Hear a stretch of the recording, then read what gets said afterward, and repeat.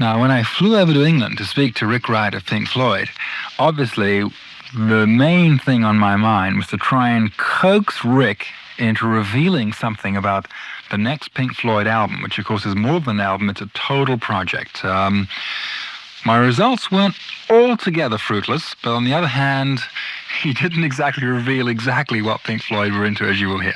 Well, the plan now is if I'm downstairs now recording the next Floyd album, which is, I can't say what it's going to be about, but it's going to be a big project. It's going to take us a year, really, to record the album, work out the show, to work out all the theatrical effects.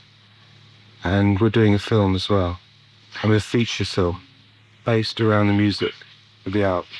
And it's Roger's music. It was while we were doing our solo albums, he was working on this project. And so that's going to be a year, and after that, I don't know. But the next time I have an opportunity, I will make another album. The Floyd's album's going to be, what, at least a year before the Pink Floyd album comes I should out? think so, yeah. Yeah. Can you talk a little bit about the concept, the wall, and you'd rather not? The wall? Who told you about the wall? I won't say nothing. What? I won't say nothing. Is it going to be about the wall? I can't talk about it. Okay. Tape recorder off. Okay. So, needless to say, I turned off my trusty tape recorder and Rick revealed a little bit of what The Wall was all about. As far as I can gather, what it's going to be, it's not just going to be an album. The Wall is going to be a total concept project, probably the first ever of its nature. It's going to be conceived originally as an album, a stage show, and a movie. All three are going to be worked on and completed simultaneously, and will probably all be released pretty much simultaneously. The album, obviously, to coincide with the tour, and the movie coming out right around the same time. Now, it's mainly the brainchild of Roger Waters. Exactly what it's all about, I was not able to get out of Rick. However, it's something to do with a wall that is built between the band and their audience. Now, what the wall symbolizes is your guess is as good as mine. I've heard all kinds of rumors that in the stage show, the wall will be built as the show carries on. So let's say the show lasts about, an hour and a half, 2 hours. Somehow they're going to build a wall between you and the band right before your very eyes. Now, that's kind of what I gathered. Now, I'm not going to swear to it, and don't hold me to it, okay? But that's roughly what I gathered. Now, it's going to be a long time before the completion of this. The album, I know they're going to go into about 6 months of rehearsal, and then the album's going to be recorded. You know how long Pink Floyd take in recording albums. And at the same time, they've got to complete the movie and get the whole thing for the tour together. So I would guess it's going to be a long time before we see the completion of this project. Anyway, I was able to get Rick Wright to talk just a little bit more about the project, and here he is. From this album, there's going to be a film, a feature film. It's not just a kind of, not a film of the group, but it's a feature film, which will involve the group in it, musically, right. But whatever. But the feature will be, the subject material will be the same as the subject material of the album. Right, exactly. And will the whole of the album be the soundtrack, or just parts of the album? Don't know yet. Really not thought of yet. No. Simultaneous release? No idea. All that I just don't know. That we don't know about. But we are working on the next biggie, the Pink Floyd project. And it'll be like a triple prong. It'll be the album, the stage show, and the movie. Hopefully, yeah. Right. That's which amazing. is a lot of work, which is why I say yeah or whatever. That's amazing. It'll be the biggest project it is. in rock. So well, it's, yeah, maybe. We should say, yeah. Quite exciting, anyway. Keep you busy for a while. It'll keep us busy. And that's as far as anyone else ever, we can talk about. Let's go back a bit over the history of the Floyds, and for you, what are certain key projects or moments in the life of the Floyd as major progressions, or as you see them? Obviously, I guess Syd Barrett leaving the band. Obviously, that was the first one. How is Syd, by the way? Just a matter of Syd,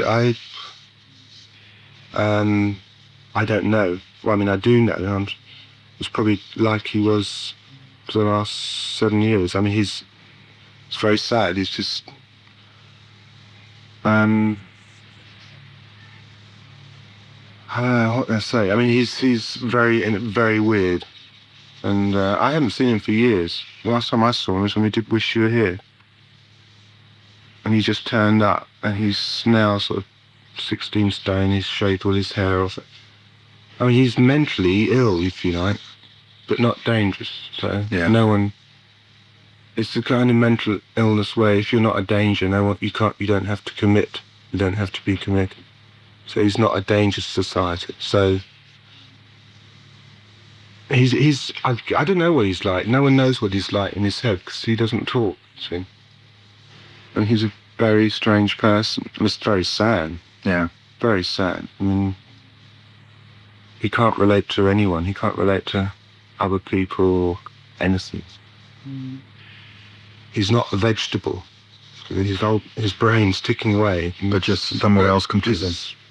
He literally is on another planet. You know. What are your reactions to drugs, having obviously been very closely involved with what the doctor said? My reaction to drugs is the drugs don't cause these things. It's drugs are just a catalyst, if you like. The drugs, it has to be in your brain first of all, and and then, for example, it has to be in your brain so that if some people can take acid every day of their life and come out of it all right, other people, your mental state is right.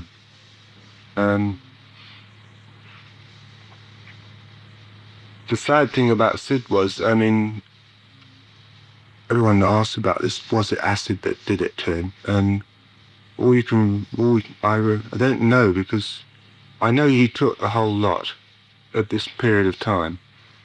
But if he hadn't taken it, I still think he would have gone the way he has. That's the thing, But you never know, you can't say. Did you see the seeds of it in him right from the word go? Was he always a little strange? No, he was totally extrovert, in fact, before this point. And then he withdrew into himself completely. I didn't know him so well as Roger, and Roger has always said he could see it in him. That this could easily have happened anyway. But just don't know when people go like that. That's where I had a friend. I mean, mental illness, that's a strange thing. I had a friend from a long time ago who was really extrovert, happy. His father died, and he never said another word. She couldn't believe, because he was such a straight, happy guy. And then his father died, and he just, from that point on, he never spoke to anyone. And that's been for 15 years now. It never occurred to me, knowing him before that point, that he mentally couldn't be affected by that. So with Syd, I just don't know. But he did get more and more into, if you like, a group of people who were acid heads, which we tried to stop because we could see that it's going to destroy him. And they won and we lost, I'm afraid. But I'm not against drugs as such, but I think you have to know how you cope with it, and how much you have to know your own mind. And because otherwise they could be very dangerous. Everything in moderation, as they say. That was Shine On, You Crazy Diamond by Pink Floyd, a song, of course, written for, to, and about, and no doubt dedicated to as well, Syd Barrett, the man we were talking about with Rick Wright at the top of that piece of music. Can I be that? Of Pink Floyd, and you're listening to the Pringle program. But after Syd left the band, the direction of the band changed. Yeah. Quite substantially. Right.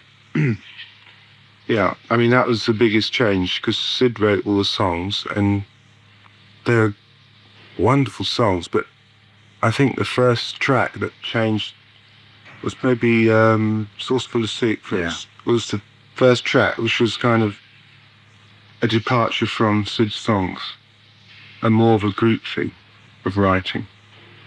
And I still think it's great, that piece, I love it. But that was a departure, that was showing us a new direction, What about Set the Controls with the Heart of the Sun? Yeah, well, That was Roger's song. Then, yeah, that was also, well, that was just another indication of the way we were going. Set the controls hard as sun into that kind of music, and yeah, those two tracks,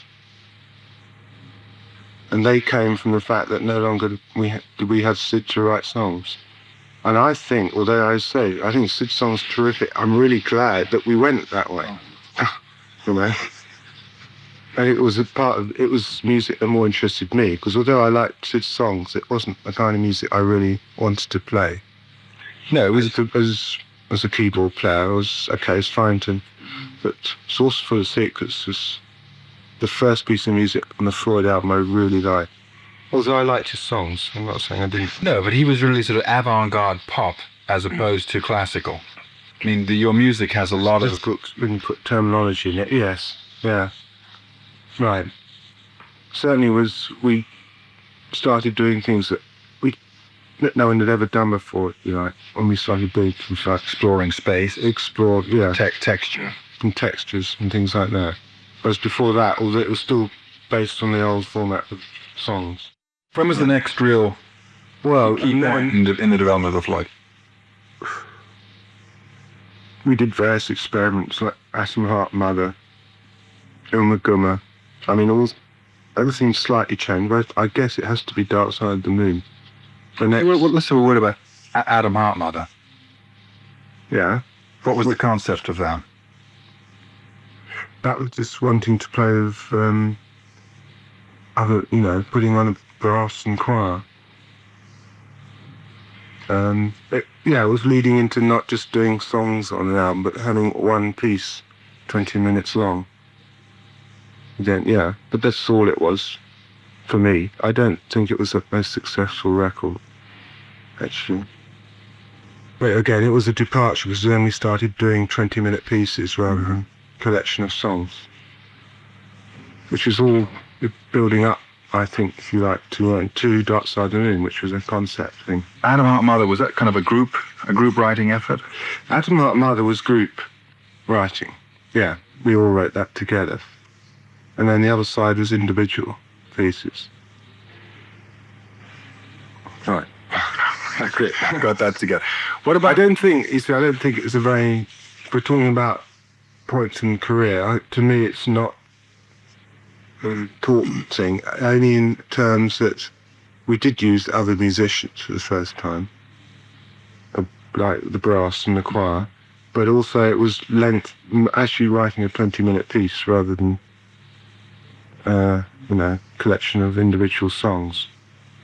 But it's any importance to that album. I don't like the album very much, so I can't really talk to it. Because it's funny. It's all right, yeah. I don't particularly like it. See, that's really interesting, hearing it from your point of view, because undoubtedly that album, particularly in our part of the world, made an enormous impression. Really? An absolutely enormous impression. No. On the air, I mean, the phone requests. Really? For bananas. For Atom Heart Mother, I don't know why. I mean, I enjoyed making it. It was the first time I actually wrote with Ron Geeson and wrote the choir piece in the middle of it. So actually putting it down on paper for the notes and then going to see the choir and seeing them sing it. So there's various bits about it. I don't think, for us, this didn't work musically too well. It still sounds like a group with new stuff stuffed on the top. It's not a very integrated piece. But it's sort of a lead up. It's great fun to do live, mind you. In the winter of 79, that was the summer of 68. Pink Floyd from the Atom Heart Mother album. Bring us to the close of part one of the Pink Floyd special. Thanks a lot, Rick Wright, for joining me. And don't forget, in 3 weeks' time, we'll get into part two of Pink Floyd, and David Gilmour of the Floyd will be joining Rick Wright and myself as we delve further into the music and history. Piece, beginning to end. And musically, I think it worked as well, very well. Production-wise, I mean, you think it was very good. The cover was very good. The most complete album we've done, I would say, up to that point. I think a lot of people still would say that perhaps is the classic Yeah, rock album of all time. I don't know. I mean, there's lots. You could say Bridge Over Troubled Waters as well. Is, and Comedy or whatever. There's lots. I mean, I can't say. For us, it's obviously our biggest album, the most successful, and in many ways, the one I feel like I would play the most. Yeah. I have a feeling that'll still be selling in 20 years' time. I think so. And I mean, they tell me now that people are buying a sort of third copy kind of thing, which is why it keeps telling, I guess. Yeah. Could be. But what we had no idea it would be like that. I mean, when you were making it, there was no feeling there was something special going on? No, it's the next album from, it's our next album. It was, then it was, released, and even when it was released, we still had no idea. And then it just sold amazingly well, and it just kept on selling, and none of us knew why. Well, I know partly why, because it deals with a thing that everyone can relate to, lyrically. Which is? Which is the whole pressure of living. To try and simplify it, it's about madness, about... Roger will probably, obviously he could tell you better than I can, but really it is about the pressure of modern life, if you like, and which is something that everyone goes through, and I think that's why so many people got into that album. It was something that they could relate to. This album, maybe they can, but then it's very impersonal thing, right? Which, but that album was definitely about feelings and insecurities and madness and blah, blah, blah, blah, that everyone goes through. It hit a universal feeling, emotion. Tapped a vein. Yes, to us all. It was also a conceptual whole. And also that, yeah. And also, I think there's nothing weak on it. I think everything on the album musically is... Yes. And it stands out. Which are your particularly favourite sections from it? From it? Well, I don't have one, really. I just... Even now, if I listen to it, don't listen to our records that much, but if I do, I'd play it from the beginning to the end. Because other Floyd albums, I would pick out favourite tracks, like Source Full of Secrets, or whatever. But this album, I would play from beginning to end. I think that's true of most people who's got it. Certainly us poor. I mean, I like in fact Break Gig in the Sky, because that's something I wrote, and I love the singing on it. I still send shivers up my spine. Claire Torrey does with Waiting. Amazing. It's incredible. Amazing. And that was her. I mean, I didn't write that. We just wanted someone to sing. That's a performance. Again, that's going back to this thing about feeling. Yeah. It's very weird, and it's... And he, in fact, sort of felt he couldn't quite understand what we were on about when we asked to do it. Because it's a very strange thing. There's no words, it's just her wailing. But it's got something in it that's very seductive, if you like. It's an amazing piece. Yeah. It really is. Welcome back to the Pringle program with Richard Wright, my special guest. Richard Wright, of course, of Pink Floyd. David Gilmour will be joining me a little bit later on, but Richard and I continue looking at the dark side of the moon. And of course, after that, the pressures to follow that. Well, enormous. Yeah, absolutely. Yeah. Staggering. How did the band feel about that? Well, we said to ourselves, there's obviously going to be a pressure now. And we all kind of put ourselves into the frame of mind, we'll just do the next album and see what happens. We didn't really worry. We made ourselves not worry about what the next follow-up would be. All the business obviously think, it's fantastic, the next album they're going to make is going to be Dark Side of the Moon Part 2, which is the usual way, the business operates. But of course we didn't do that. In fact, doing Wish You Were Here was a very hard process. And that probably had something to do with the pressure from Dark Side of the Moon. And it was hard to make. But then it didn't relate to Dark Side of the Moon at all, of course. But then why should it? Yeah, really. Just that goes back to what we were talking about in the beginning. Not doing what's expected. which marks the difference between the great and the really good. Well, Kill everybody too. That's Star Wars, right? yeah. Yeah, really. Well, so what was Wish You Were Here dealing with primarily? That was started off again. Roger. It was about Syd. In fact, the original song was about Syd and how he had been destroyed. You know. In the title track, or Shine On You Crazy Well, Shine On You Crazy Diamond was about Syd, and then it grew from that. Just from out of interest, why was it not called Shine On You Crazy Diamond? Because that was, for me, the central theme of the album. I don't know. Why wasn't it? Wish You Were Here was it's tied up with the album cover. Oh, I could talk for hours about the album cover. That was such a weird process. Doing the album cover, the idea of the album cover is about not being anywhere. All the pictures are meant to try and suggest this, if you like, surrealistic, unreal situations, like the burning man, like the man diving in the water but there was no movement in the water, like a man in the sand with no feet, you know, which is practically Magritte kind of thing.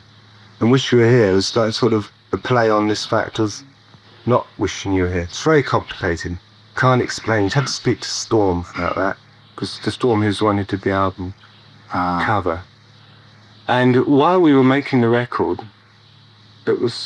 we suddenly realised that none of us were really there. We weren't putting all our energies into making the record. And although we were in the studio playing, we were kind of just going through the motions. Physically there, and that's... Yeah, sort of physically being there. In fact, we changed it. We sort of scrubbed all the basic tracks and started again. So that's the kind of theme from the cover is about that. And that, I don't know, it's a bit maybe too early. It may be tied up with because Dark Side of the Moon was such a success. Because definitely it was, well, where do we go from here? Mm-hmm. Dark Side of the Moon was an achievement of everything that when you're young and you just start the band want to do, which is sell a lot of records, be successful, be famous, although not famous in terms of, you know, having your pictures in the newspaper, but just, you know, that was our goal, if you like. When we started, Dark Side of the Moon was our goal, which we achieved. And after that, what do you do? And what we did was go into the studio and do Wish You Were Here and weren't really putting anything into it. Although we did in the end. I mean, I like the album, but in the beginning there was this weird feeling. Plus, individually we were all going through maybe some bad times in our personal lives anyway. It doesn't help. At home and with each other as well, you know. Also sort of down. Mm-hmm. You can draw a graph of the Floyd, and it sort of is definitely periods of up, periods of down, periods of up. And was there any thought at that time maybe of splitting? We didn't sit around all four of us and say, but I'm sure it's all. Everyone thought about it. I'm sure that it could have happened. I think after Dark Side of the Moon, it could have happened. Yeah, all pressures from the business, from what to write now, what to do. We succeeded in everything we wanted to do. Us personal lives not maybe going so well. Roger was sort of going through a process of divorce at the time, and all these things could have resulted in us splitting up, if you like. Luckily, we didn't. How important is the road to you? For me, it's very important. I love being on the road, although it goes through a lot of shit and really difficult times. To me, it's still the most important part about being in a band and being musicians playing live, actually. And we haven't done, well, last year we did a lot, but we're not a band that actually does play a lot on the road.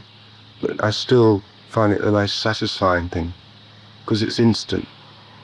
In an hour and a half you can do a gig and you come off, if it's gone well, it's for me the best feeling in the world. An album's a whole different thing. It's a different process. And it takes, 9 months to do an album, so you can never get that rush of whatever it is that you get if you just played a really good gig. It's face-to-face communication. Yeah, it's a very emotional thing being on stage. Making an album is much more Clinical. a craft, and it's good fun. I love doing it. There is a different feeling.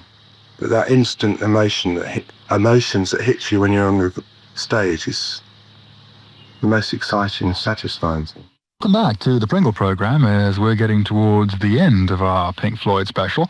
I'm now joined by David Gilmour of the band, and one of the things I was wondering about was whether the lack of individual image in the band worried Dave. No.